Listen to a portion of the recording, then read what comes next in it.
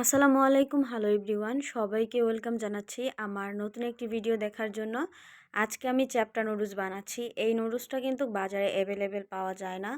তো মাঝে মধ্যে আমি আমার বাচ্চাদেরকে এইভাবে বানিয়ে দিই, ওরা খেতে ভীষণ পছন্দ করে আর আমারও এই নুডলসটা ভীষণ পছন্দের। তো আমি নুডলস বানানোর জন্য এখানে ময়দার সাথে একটা ডিম আর অল্প একটু তেল লবণ দিয়ে একটা ডো তৈরি করে নিয়েছি। নর্মালি আমরা পরোটা যেইভাবে বানাই ওই রকম করে একটা ডো তৈরি করে নিয়েছি। পাতলা করে রুটি বেলে ছুরি দিয়ে পাতলা পাতলা করে কেটে নিলেই হয়ে যাবে।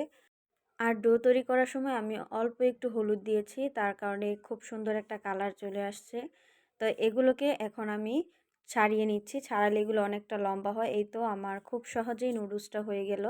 এখন আমি কিছু সবজি নিয়েছি নুডলস রান্না করার জন্য, আলু, বাঁধাকপি, মটরশুঁটি আর টমেটো। প্রথমে আমি নুডলসটা সিদ্ধ করে নেব। পর্যাপ্ত পরিমাণে পানি দিয়েছি, এর মধ্যে সামান্য একটু লবণ আর তেল দিয়ে আমি নুডলসটাকে সিদ্ধ করে নিচ্ছি। 5 মিনিট সিদ্ধ করলেই হবে। বেশি সিদ্ধ হয়ে গেলে আবার নুডলসটা কিন্তু খেতে ভালো লাগে না। তো এখন এই নুডলসটা আমি নামিয়ে ঠান্ডা পানির মধ্যে দিয়ে দিচ্ছি, এতে করে নুডলসটা খুব ঝরঝরে হবে, একটার গায়ে আরেকটা লেগে থাকবে না।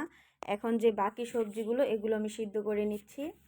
আর আমি চিন্তা করছি আবার যখন এরকম নুডলস বানাবো, এই নুডলসের ময়দার মধ্যে আমি মিষ্টি কুমড়া একবারে ম্যাশ করে দিয়ে দেব।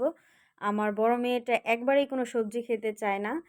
তো এখন আমি নুডলসটা রান্না করছি। একটি প্যানের মধ্যে পর্যাপ্ত পরিমাণের তেল দিয়ে দিলাম, পেঁয়াজ আর কাঁচামরিচ দিলাম, সাথে দুটো ডিম দিয়ে দিলাম, সামান্য একটু লবণ দিয়ে এটাকে একবারে নেড়েচেড়ে একবারে কি বলে এটাকে একবারে এগ স্ক্রাম্বল করে নিতে হবে। এরপর এর মধ্যে আমি টমেটো কুচি দিয়ে দিলাম।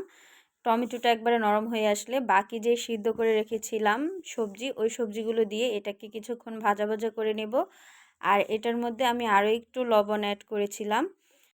এখন এটা কিছুক্ষণ এভাবে নেড়ে চুলা থেকে নামিয়ে গরম গরম পরিবেশন করে খাওয়ার পালা। তো সবাই সুস্থ থাকবেন, ভালো থাকবেন, আবারও চলে আসবো নতুন কোনো ভিডিও নিয়ে। আল্লাহ হাফিজ।